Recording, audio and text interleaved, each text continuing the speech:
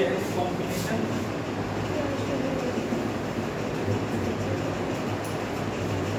Combination का मतलब होता है सिलेक्शन, ठीक है। पेन भी कर दो,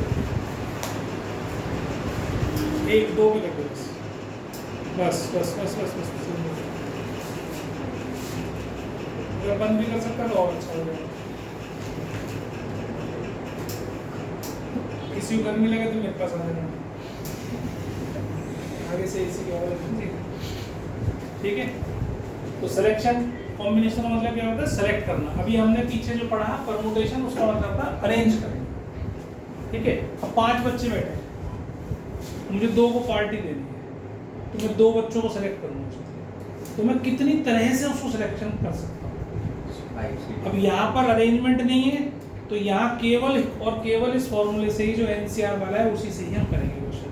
वहाँ तो तुम्हारे पास 2 ऑप्शन थे, एक तो मैंने जनरल प्रिंसिपल से तो समझाया था तुम्हें, एडिशन और मल्टीप्लिकेशन वाला, जिसको तुम पहले कर रहे थे, और फिर बाद में हमने पी वाले फॉर्मूले से करा था। लेकिन अब हम पी वाले फॉर्मूला से, अब जनरल वाला नहीं है, सी वाला ही फॉर्मूला है। तो अगर 5 में से किसी भी 2 बच्चों को मुझे सेलेक्ट करना है, तो उसको सेलेक्ट करने का तरीका क्या होगा? 5C। तो इतने वेज में मैं उसको बच्चे को सेलेक्ट कर सकता हूँ। तो इसका आंसर क्या हो जाएगा? 5 × 4 / 2, मतलब 10 तरीके से 10 वेज में मैं किसी भी बच्चे को सेलेक्ट कर सकता हूँ। आउट ऑफ 5 2 बच्चों को सेलेक्ट कर सकता हूँ।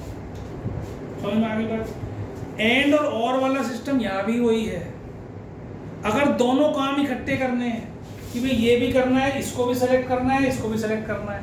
अब जैसे गर्ल्स बैठी हैं, बॉयज बैठे हैं, तो गर्ल्स में से मेरे को 4 लड़कियां उठानी है या 2 लड़कियां लेनी है, और 3 लड़के या 2 लड़के मेरे को जो है बॉयज में से लेने हैं। तो मैं कितने तरीके से कर सकता हूँ? मतलब I have to make a team of 4 members, ठीक है। देयर आर 5 गर्ल्स हैं, और कितने बॉयज हैं? 8 और 1 9 बॉयज हैं, ठीक। अब इसमें से भी 2 लेने हैं, इसमें से भी 2 लेने हैं, और लेने दोनों ही, क्योंकि टीम बनानी है तो I have to select 4 members, 4 member की टीम बनानी है। तो मैं कैसे बना सकता हूँ? भैया इसमें से कोई 2 ले लूँ और 9 में से कोई 2 ले लूँ, इनटू कर दिया मैंने इसमें, क्योंकि एंड है। एंड का मतलब है कि भैया ये भी लेना है मुझे, ये भी लेना है मुझे, दोनों, ठीक है। अब इसी तरीके से कोई क्वेश्चन आए, मान लो आपको यही लोग हैं, you have to make a committee, you have to make a team in which there should be at least 3 girls, कम से कम 3 लड़कियां होनी चाहिए, कम से कम। और मेंबर कितने होने चाहिए? टोटल 5 मेंबर्स होने चाहिए। 5 मेंबर की कमेटी बनानी है, ठीक है। ये 5 मेंबर की कमेटी बनानी है, एटलीस्ट 3 गर्ल्स होनी चाहिए, कम से कम 3 लड़के। तो अब एक तो केस होगा नहीं, जब भी एटलीस्ट आ जाता है तो एक से ज्यादा केसेस आ जाते हैं। तो अब यहाँ आ गए गर्ल्स और यहाँ आ गए बॉयज, तो कम से कम 3 होने चाहिए, तो 3 लड़कियां हो और 2 लड़के हो जाए उस कमेटी में, या 4 हो जाए, ये 1 ही हो जाए, या 5 की 5 लड़कियां हो जाए। तो देयर आर 3 केसेस। तो cases are always added. Case को हमेशा हम क्या करते हैं? ऐड करते हैं। तो पहले तो ये केस में क्या क्या वो है वेज, कितनी तरीके से हम ये कर सकते हैं? तो कितनी 5C3 × 9C2, इसकी तो इस तरीके से सिलेक्शन हो सकती है, इसकी 5C4 × 9C1, और इसकी 5C5 × 9C0। और ये केसेस हैं, तो दे शुड बी केस। जब जितने केस बनाओगे वो हमेशा ऐड होते हैं। आपने परमुटेशन में पढ़ा कि जितने भी हम केसेस बनाते थे उनको लास्ट में ऐड कर देते थे। भाई एक का 300 आया, एक का 14 आया, एक का 2 आया, सबको ऐड करा, 3 केस बनाए या 2 केस बनाए या 4 केस बनाए। समझ में आ गई बात? तो केसेस जब भी बनेंगे तो ऐड होंगे आपस में, लेकिन आपस में मल्टीप्लाई होंगे। ये मैंने मल्टीप्लाई करे हैं, लेकिन 2 केस आपस में ऐड होंगे। ये चीज आपको समझ में आ गई बात? आगे बेटा समझ में? तो ये मैं भी क्वेश्चंस करा रहा हूँ कि किस तरीके से होंगे, वो आपको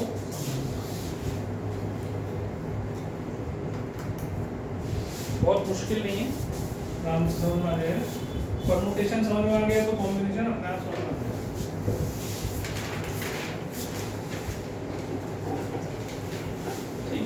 अब जैसे मैंने ये क्वेश्चन अभी तुम्हें कमिटी वाला करवा ही दिया, अब इसमें भी छोटी मोटी रिस्ट्रिक्शंस भी लगा देते हैं। इसने कहा इन हाउ मेनी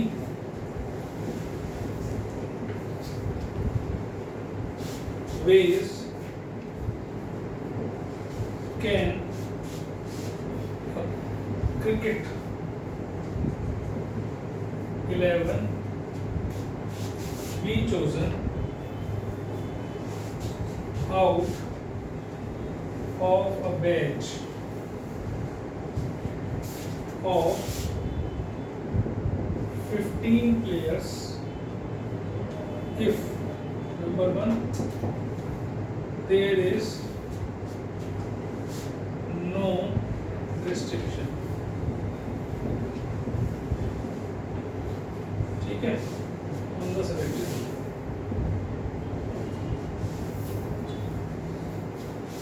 Number 2,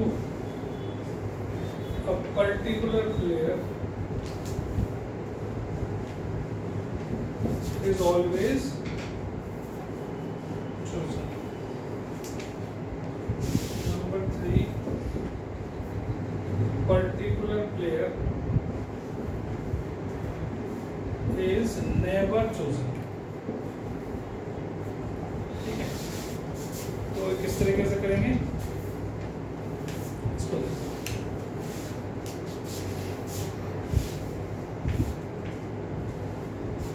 करो, ट्राई करो तुम एक बार।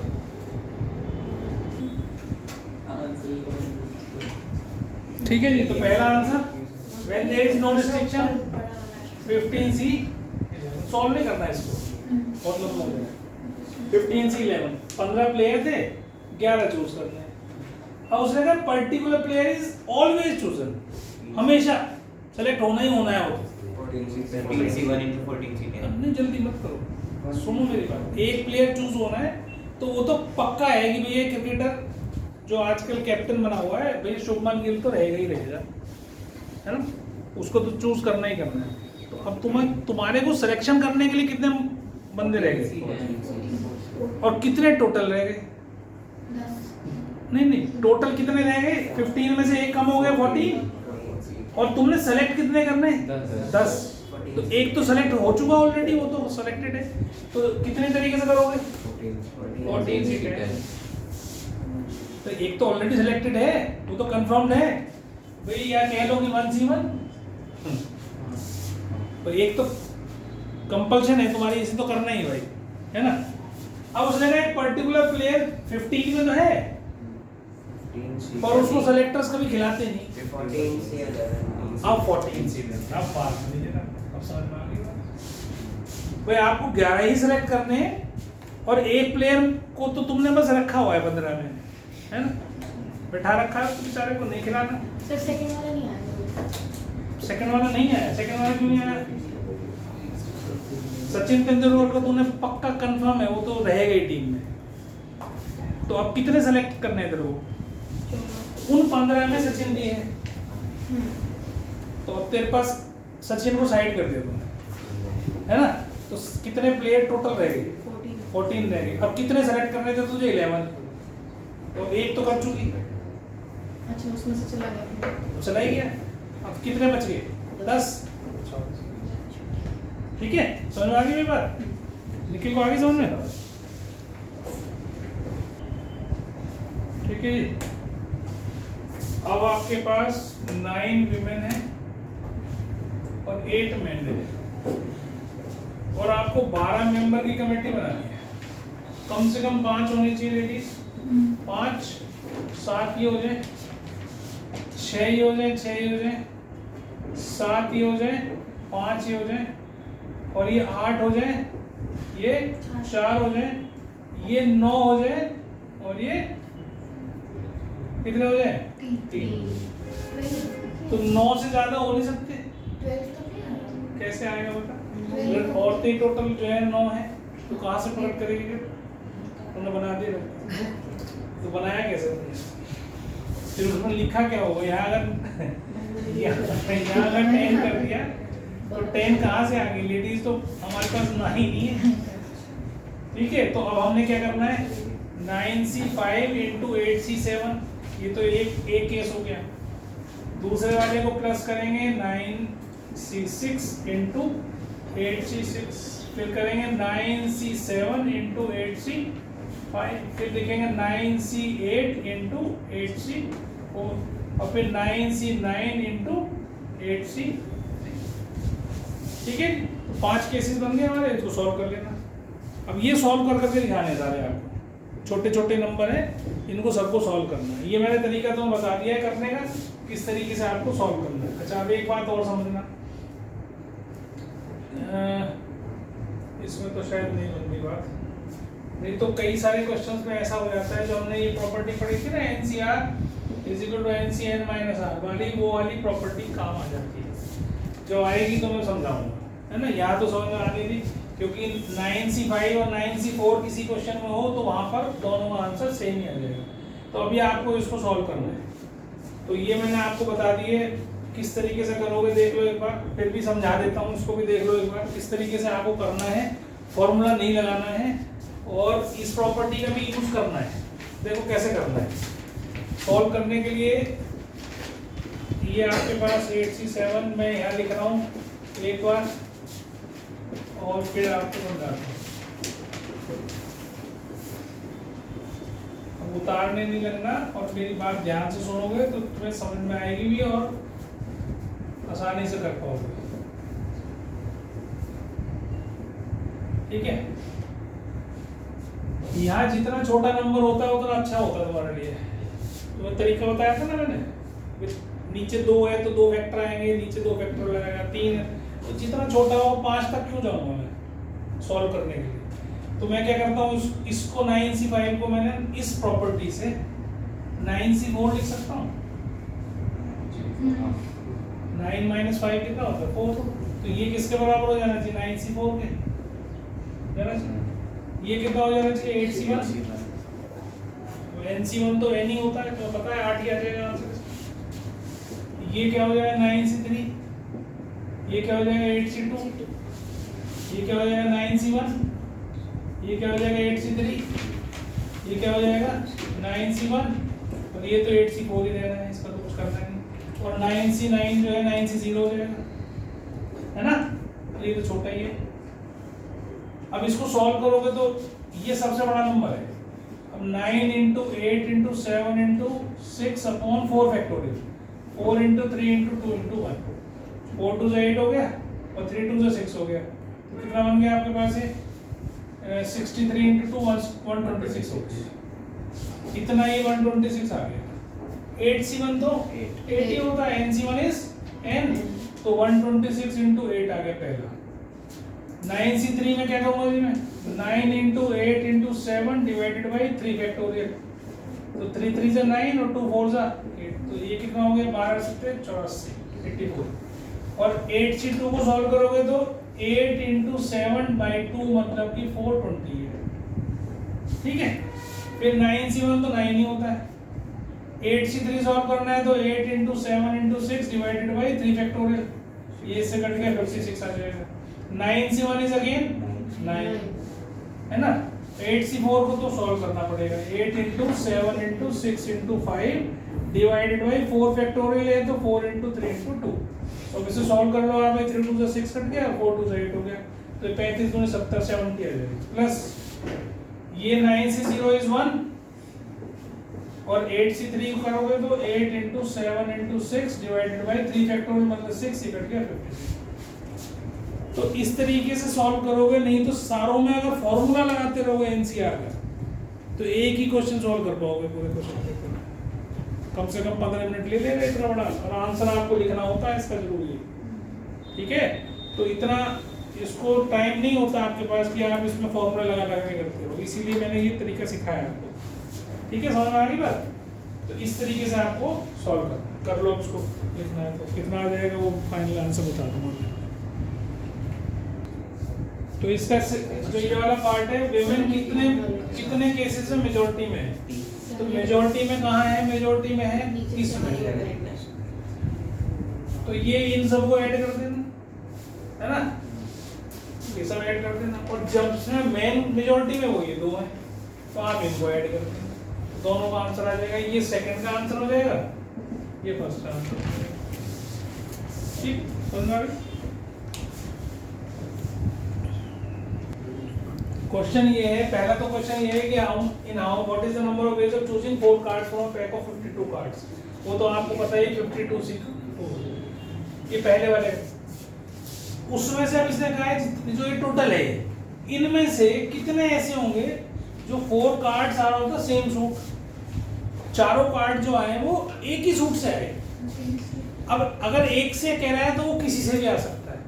It can be from diamond, 4 cards can be from diamond, 4 cards can be from heart or from club or from spade।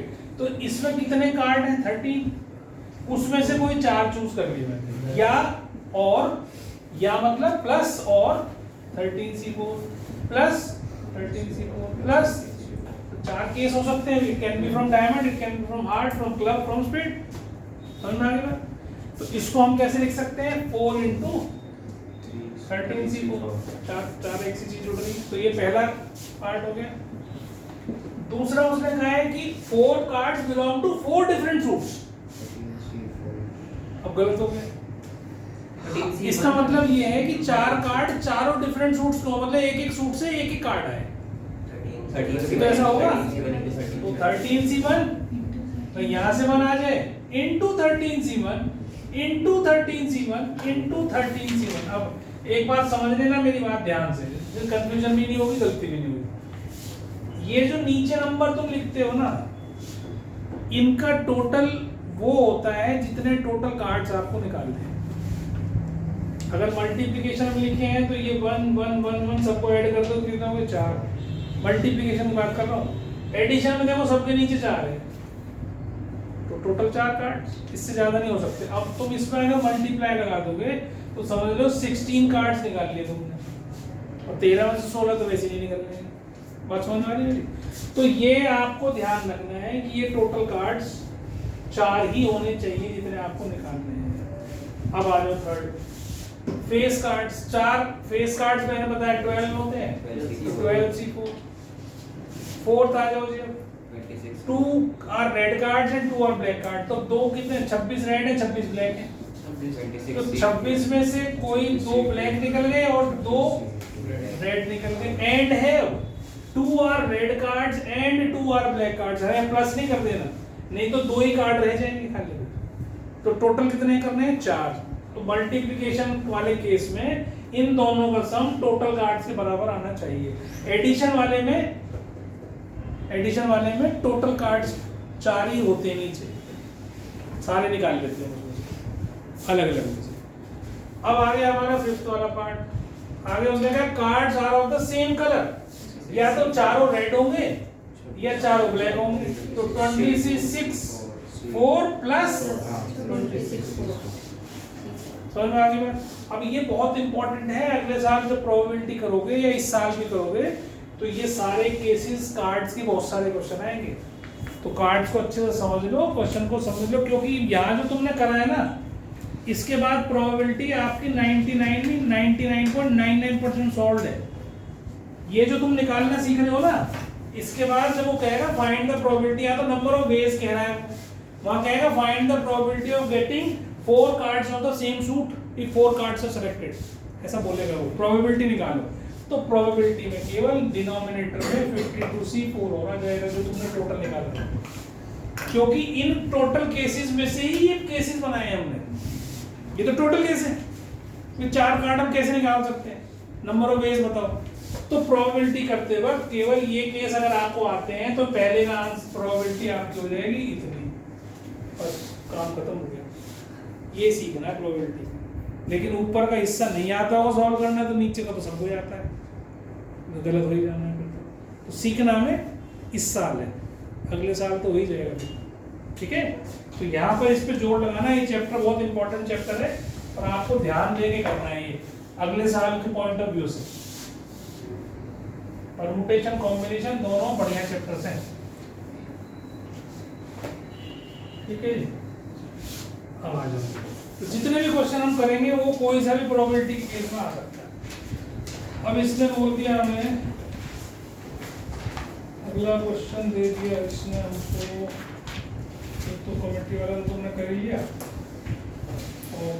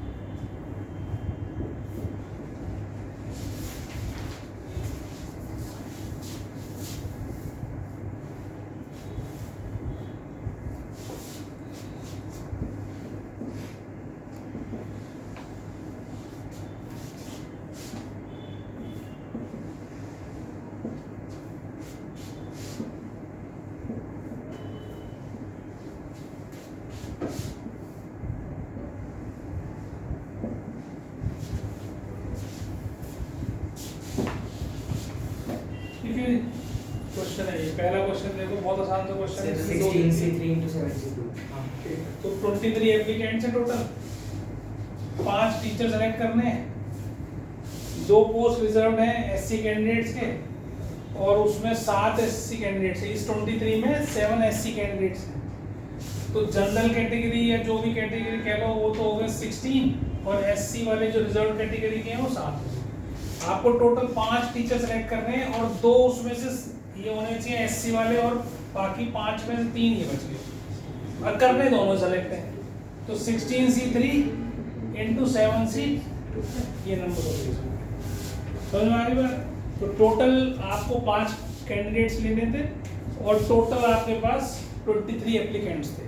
उनमें से आपने निकाल लिए कि कितने एससी वाले हैं मेरे पास, कितने जनरल वाले हैं, और उसमें से कितने कितने मुझे सेलेक्ट करने हैं, तो वो आपने बता दिया। इसके बाद अगला क्वेश्चन ट्राई करना।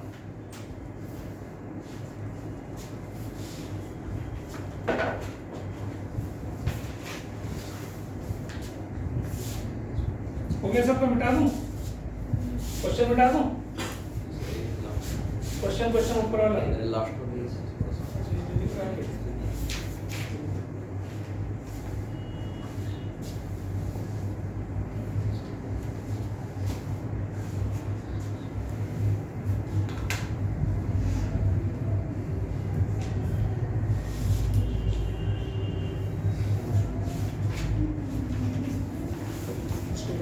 ध्यान से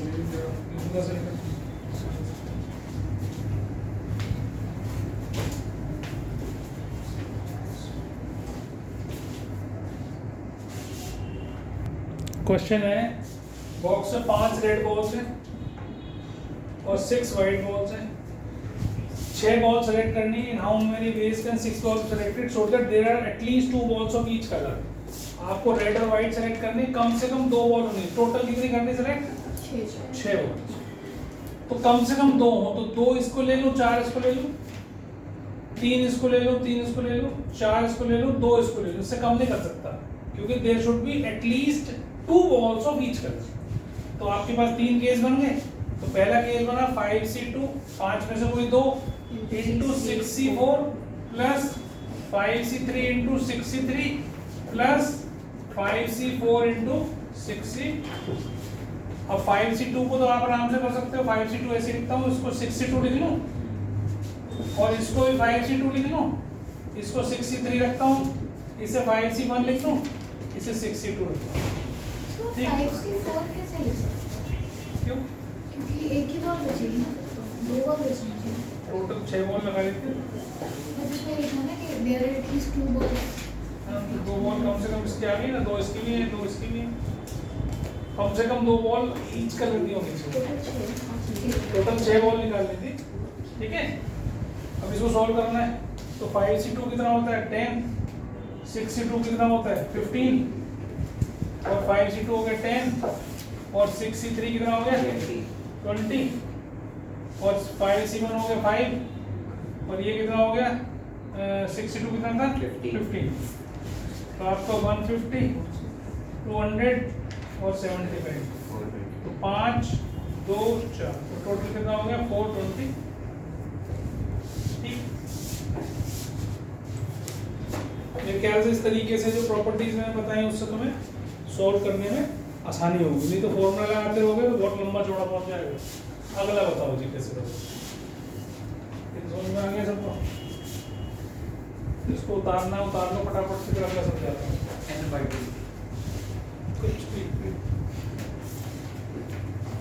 कुछ भी थोड़ी होता है, हर एक क्वेश्चन थोड़ी हो जाएगा वैसे। फिर तो मेरे को छोड़ देगा तो अगर इंटेलिजेंट पूरा हो गया तो नहीं सर, क्या कर नहीं तो हो नहीं सकता ना, बताऊंगा कैसे होता है। हो गया, नीचे वाला मिटा दूं, नीचे वाला मिटा दूं बच्चों, पीछे बॉयज मिटा दूं। तो इधर देख लो। अब इसको समझना पहले, उसके बाद क्योंकि इससे रिलेटेड और भी क्वेश्चन हमारे पास आएंगे तो किस तरीके से करना है। अब मैं n साइड की जगह 4 साइड्स लेके समझा रहा हूँ तुम्हें, क्योंकि आपको पता है कि 4 साइडेड फिगर के कितने डायगोनल बन सकते हैं। अब मैं पूछूं 5 साइड हो तो कितने डायगोनल बनेंगे, बना के देखोगे। अगर 7 साइड हो तो कितने डायगोनल बनेंगे, ऐसे नहीं बनेंगे, ये थोड़ी है 1 2 3 4 ऐसे बनेंगे हैं। अब समझ रहे हैं। अगर हमारे पास 4 वो है साइड्स है, मतलब उसके 4 वर्टेक्स है, याद से समझो। लाइन बनाने के लिए हमें क्या करना होता है, 2 पॉइंट चाहिए होते हैं।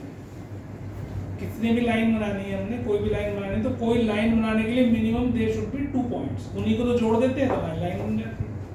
अब अगर हमारे पास 4 पॉइंट है तो उनसे कितनी लाइन बन सकती है, 4C2, कोई भी 2 सेलेक्ट कर लो, 4 में से लाइन बन जाएगी। नंबर ऑफ लाइंस कितनी बना सकता हूं मैं, 4C2। भाई 4 पॉइंट दे रखे हैं, कौन है, किसी भी वर्टेक्स के जिसके जितने भी कॉर्नर्स हैं, वर्टिसेस हैं, उतने सीट दो, उतनी लाइन बन जाएगी। डायगोनल की बात नहीं कर रहा हूं, उतनी लाइन बन सकती। 4 पॉइंट से कितनी लाइन बन सकती है, 4C2। तो कितनी हो गई जी, 4 × 3 डिवाइडेड बाई 2, मतलब 6 लाइंस बन सकती है ना, 6 लाइन बन सकती है। मैं डायगोनल की बात नहीं कर रहा हूँ, फिर से सुन लो मेरी बात। मैं कह रहा हूँ 4 पॉइंट से कितनी लाइन बना सकते हैं, 6। ठीक है, अब कितने डायगोनल, कितनी साइड्स होंगी इसमें, जिसकी 4 साइड्स हों, यहाँ लिखा हो फिर 4 साइड्स, तो 4 ही साइड होंगी ना उसकी, क्वाड्रिलेटरल है, तो डायगोनल कितने बच गए, total lines minus number of sides, तो आपके पास क्या बच जाएगा। तो अब फॉर्मूला क्या बन गया, अगर n साइड्स होती, n साइड थी ना, तो इसका मतलब n उसके कॉर्नर्स होंगे, जितनी साइड्स होती हैं उतने ही तो कॉर्नर्स होते हैं। तो NC2 तो टोटल लाइन हो गई, उसमें से नंबर ऑफ साइड्स हटा दो तो you will get number of diagonals, NC2 - n। आगे बात समझ।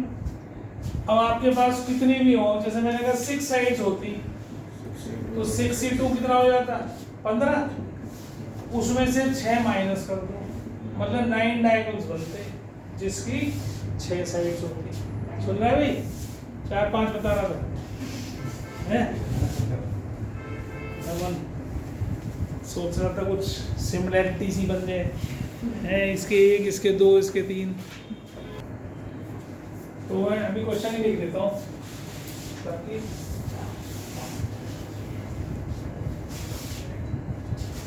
क्वेश्चन था polygon has 44 diagonals, polygon has 44 diagonals, find the number of sides of polygon। ठीक है, अब मैंने इसमें नंबर ऑफ डायगोनल डाल दिया, ये इसका फॉर्मूला है ही, और इसको आपको निकालना आता ही है। ठीक है, तो आप इसमें 44 is equal to n common निकाल लो, n-1 बाई 2 -1 बच गया, तो n इंटू n माइनस 3/2 आ गया। ठीक है, ये 88 हो गया। ठीक, अब इसके दो तरीके हैं, एक तो ये क्वाड्रेटिक बना लो या आप देखो इन दोनों में 3 का डिफरेंस आ रहा है।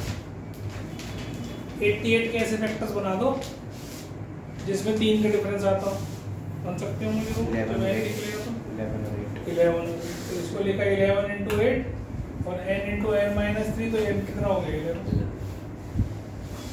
ऐसे भी कर सकते हो, या n square minus 3n minus 88 is equal to 0, फिर इसके वेक्टर बना लो।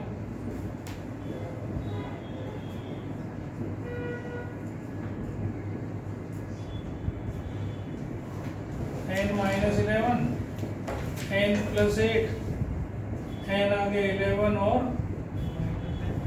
आंसर आपका पॉजिटिव वाला ही है, नेगेटिव तो n होता ही नहीं, मैंने बताया था आपको। ठीक है, तो दोनों तरीके से आप कर सकते हो उसको।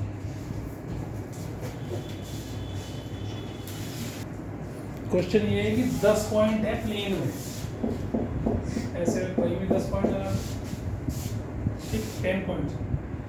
कहता है no 3 of which are in the same straight line except 4।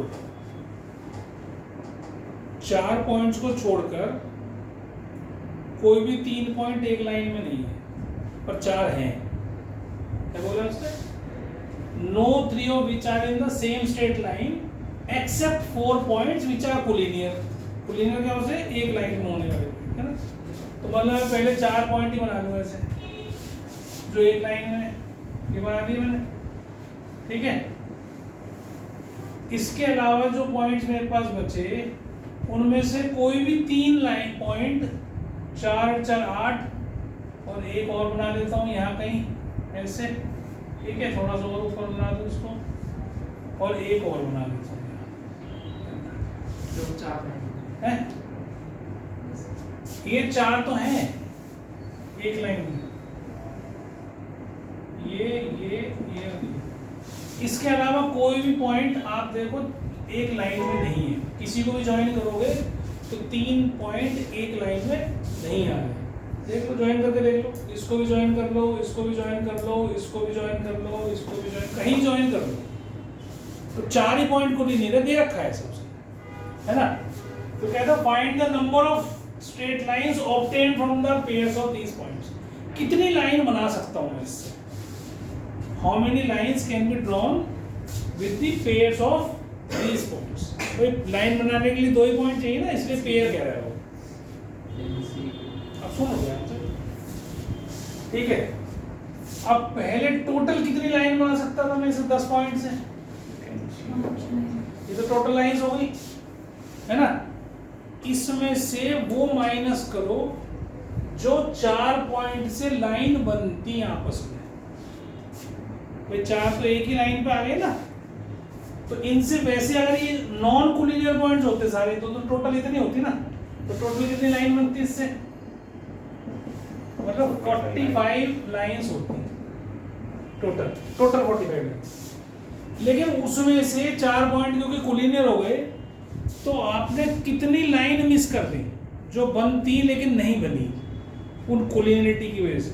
तो वो आपस में जो पॉइंट लाइन बनाते, आपस में पॉइंट बनाते, क्योंकि अगर ये नॉन कोलिनियर पॉइंट्स होते ऐसे बनाते तो 4 पॉइंट कितनी लाइन बनाते, 6 अभी करा हमने। तो ये 6 लाइन जो बनती, ये जो आपस में बनती, ये नहीं बनी। अब इसने इसके साथ तो बना ली, इसने इसके साथ ही बना ली, लेकिन आपस में नहीं बनाई ना। आपस में तो एक ही लाइन बनी हुई है, इसको जोड़ के भी, इसको जोड़ के भी, इसको जोड़ के भी, है तो सब एक ही लाइन पे। बात समझ में आ रही है? आ रही समझ में? तो इसमें से tan(c)(2) में से आप ये 4c(2) माइनस कर दो। जो 4 पॉइंट कोलिनियर है उनसे जो आपस में लाइन बनती उनको हमने सब्ट्रैक्ट कर दिया। पर एक तो बनी भाई, एक तो बनी क्योंकि कोलिनियर तो है ही, तो +1 कर दो। कितनी टोटल लाइंस बनती, तो कितनी हो जाती हैं? 45 - 6 + 1 मतलब 46 - मतलब 40 लाइन बनती बनेगी अगर ये 4 पॉइंट कोलिनियर हो जाए। वैसे टोटल 45 बनती। सर ये -4c2 समझ नहीं आया। वो आपस में कितनी पॉइंट बनाते हैं ना, एक लाइन में ही है ना ये तो। अब इनसे ऐसी फिगर बनेगी क्या? नहीं बनेगी, एक ही लाइन पे। तो वो तो नहीं बनी ना। अगर एक ही लाइन में बच्चे बिठा रखे हैं मैंने और उनसे मैं कहूँ कि तुम फिगर बनाओ, तो फिगर तो 6 तरह की बनती है ना, ऐसी बनती है ना लाइन, उनको कोनों में जोड़ के। बात समझ रहे हैं? लेकिन अब वहाँ बनी, अब तो तुम एक ही लाइन में बैठे हो, तो लाइन बनी एक, लेकिन टोटल नंबर ऑफ लाइंस जो बन सकती थी वो 6 थी, 4c2, लेकिन बनी नहीं, उसमें से एक ही बनी बस। तो जो बन सकती थी वो हटा दी, जो बनी वो जोड़ दी। ये समझ में आ गई बात? अब नंबर ऑफ ट्रायंगल्स कितने बनते हैं इससे? ये तो पहला केस हो गया, number of lines. Second case है number of triangles that can be formed with the vertices. तो ट्रायंगल के लिए मिनिमम कितनी पॉइंट चाहिए? 3 चाहिए। तो टोटल कितने ट्रायंगल बन सकते थे? इतने बन सकते हैं 10 पॉइंट से। लेकिन जो 4 कोलिनियर है उनसे तो बनेंगे नहीं, उससे तो लाइन बन रही है, ट्रायंगल तो एक भी नहीं बना। तो बस इतने नंबर ऑफ ट्रायंगल्स बनेंगे। अब इसे +1 नहीं करना है, क्योंकि ट्रायंगल एक लाइन पे 4 पॉइंट है, तो ट्रायंगल तो बना ही नहीं सकते ना कभी भी, वो तो उसके लिए तो ऐसा होना जरूरी है। तो ये नंबर ऑफ ट्रायंगल्स हो जाएंगे और ये नंबर ऑफ लाइंस हो जाएंगे। ठीक है, ये घर पे जाके समझ के करने से ही समझ में आएगा। ऐसे नहीं आएगा कि मैंने करवा भी दिया और आप भूल गए, अगले दिन आके देखोगे फिर नया हो जाएगा ये। तो इसमें 3 बच्चों ने कहा केस नंबर 1 है all 3 will join the party, या जो भी था एक्सकर्शन पार्टी, सारे ज्वाइन करेंगे। तो अब number of ways of selecting 7 students out of 22 is 22c 7। पहला 3 तो जा ही रहे ना, तो टोटल 10 हो गए, 3 तो जा ही रहे, और टोटल कितने में से ढूंढना है? 22 में से ढूंढना है, 25 में से मत ले लेना। 3 ने तो कह दिया हम तो जा ही रहे, तो है तो टोटल ही 25 बच्चे। केस 2 क्या कहता है? none of them will go, तीनों ही नहीं जाएंगे। अब 10 मेंबर लेके जाने, 3 ने मना कर दिया, टोटल में से 3 तो वैसे ही मना हो गए, और पर जाएंगे तो 10 ही। अब 22 में से कोई 10 सेलेक्ट करेंगे। अब 2 केस हैं तो दोनों हम क्या करेंगे? ऐड करेंगे। ठीक है, 2 केसेस बन रहे हैं, इसलिए वी विल ऐड बोथ। ये 3 ग्राम, ठीक है, एक के हो गया जी। देखो जी क्या कह रहा है, एक लड़के के पास 3 लाइब्रेरी टिकट्स हैं और 8 बुक्स उसके इंटरेस्ट की हैं, तो 8 में से कोई भी 3 बुक वो ले सकता है, क्योंकि 3 ही टिकट है, तो 3 से एक बारी में 3 ही मिलेगी। ठीक है, पर उसमें एक कंडीशन है, उसने कहा कि वो केमिस्ट्री पार्ट 2 बोरो नहीं करेगा, जब तक वो कोई लॉजिकल है, पार्ट 1 आता नहीं, पार्ट 2 को पढ़ के क्या करेगा, है ना। लेकिन इसका उल्टा सही नहीं है।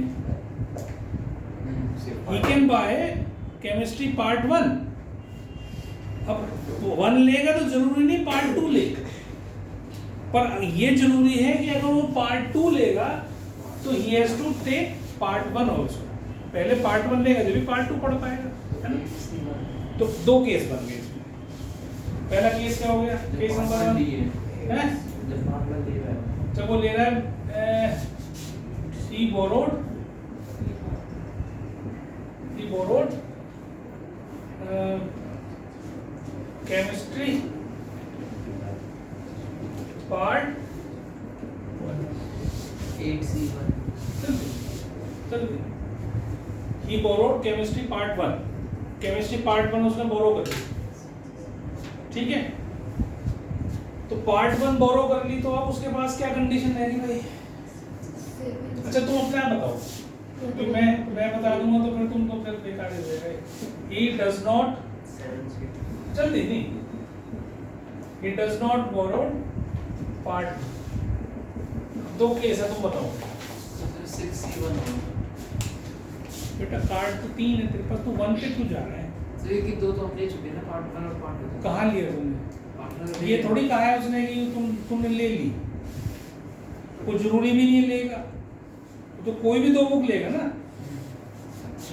ये थोड़ी जरूरी है कि पार्ट 1 ले ली तो पार्ट 2 लेगा, जो अभी नहीं पढ़ रहा पार्ट 1 पढ़ ले पहले एक बार में, उसके साथ फिजिक्स की ले ली, एक मैथ की ले ली, ऐसा तो कर सकता है। जब वो पार्ट 1 पढ़ लेगा तो पार्ट 2 ले लेगा। पार्ट 2 तो जब इसलिए नहीं लेगा क्योंकि पार्ट 1 आता ही नहीं, तो पार्ट 2 का क्या करेगा, पढ़ गया, ये कह रहा है। तो अब बता मेरे को क्या बनना चाहिए। इसका आंसर आ रहा है 41।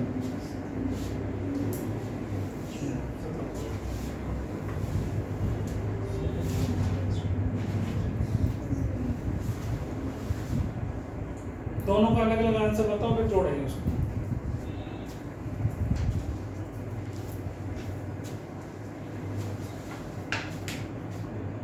सोचो सोचो सोचो। अगर केमिस्ट्री पार्ट 1 उसने बोरो कर लिया तो एक बुक तो ले ली उसने बेटा। 8 कहाँ रह गया अब तो 7 रह गया। अब 2 लेनी है कोई बुक, 7 में से कोई भी 2 उठा लो जाए। वो 21 तो बाद में देखेंगे, 7C2 की बात कर। समझ आ रही बात। 1 ले ली तुमने तो अब 7 बुक्स में से कोई सी भी 2 ले लोगे, ये जरूरी नहीं पार्ट 2 लोगे उसका, ये कंपल्सन नहीं है कुछ भी उसमें। अब दूसरे में उसने कहा पार्ट 1 मैंने बोरो ही नहीं करी, तो पार्ट 2 भी नहीं लेगा, पार्ट 2 भी नहीं लेगा, तो टोटल तो बच गई 6, उसमें से कोई 3 लेगा। बात समझ में आ गई। अब दोनों को जोड़ दो, तो ये 40 कितना बताया था मैंने, 41 आएगा। 25, 21 और 20। एक बार 63 वाला क्वेश्चन बताना। तुमने पार्ट 1 बोरो नहीं करी, तो जब पार्ट 1 बोरो नहीं करी तो पार्ट 2 को करेगा क्या वो, नहीं। उसने क्या बोला था कि केमिस्ट्री पार्ट 2 जब भी बोरो करेगा जब वो पार्ट 1 बोरो करेगा, ठीक है। तो उसने करी नहीं पार्ट 1 बोरो, तो पार्ट 1 नहीं करी तो पार्ट 2 भी नहीं करी, तो 2 तो हट गई। तो वो 6 में से 2 हट गई, तुम्हारे इंटरेस्ट की बुक अब 6 रह गई, उसमें से कोई 3 उठानी है तुमने, तो 6। समझ में आ गया सबको।